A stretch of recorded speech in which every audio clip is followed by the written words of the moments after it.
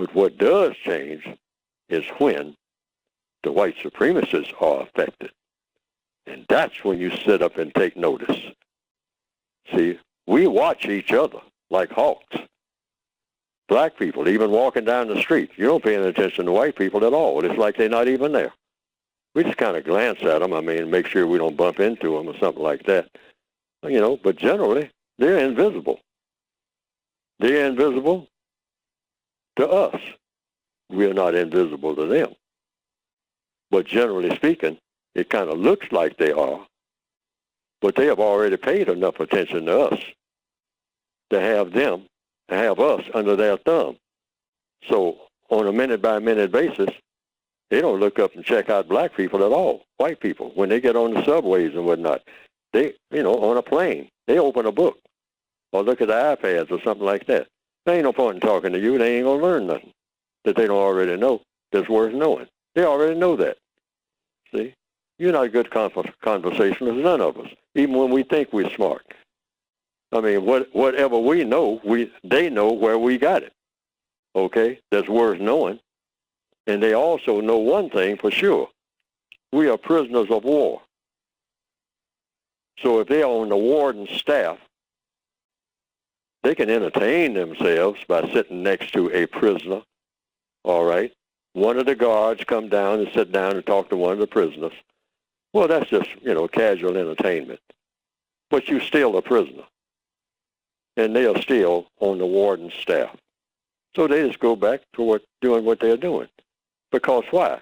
It's advantageous in a prison to be on the warden's staff. And you are not a prisoner. You're on the staff of prison masters. You're not a prisoner of war. So, a lot of black people say, well, white people don't like us. It's not a matter of liking. White supremacy is a business.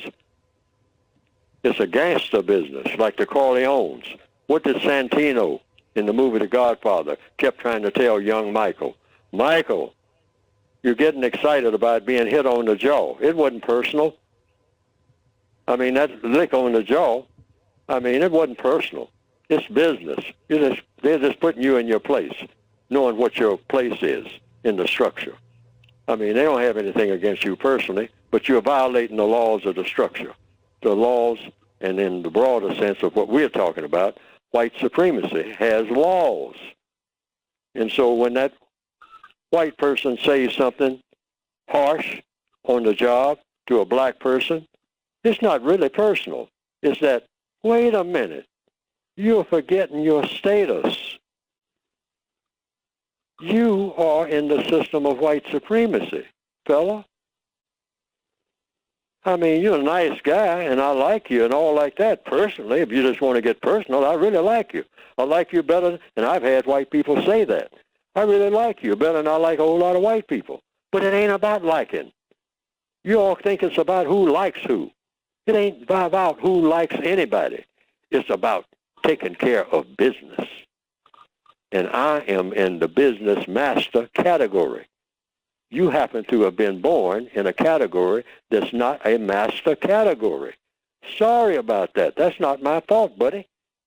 That's not my fault. I can't help it if I was born white and a member of the royal family. You just ain't royal. And it ain't personal. I like you personally better than I like anybody in my family. But I got to do harm to you. Why? Because that's the white code, that's why. And I can't violate the white code, period. Now, they don't tell us that, but that's what that means. And that's what I mean by understanding white supremacy. When you understand that one principle, that's a gold mine of knowledge. And Neely Fuller didn't invent it. He had to have it knocked into his head. Not literally, but figuratively, over a period of years, I finally got it.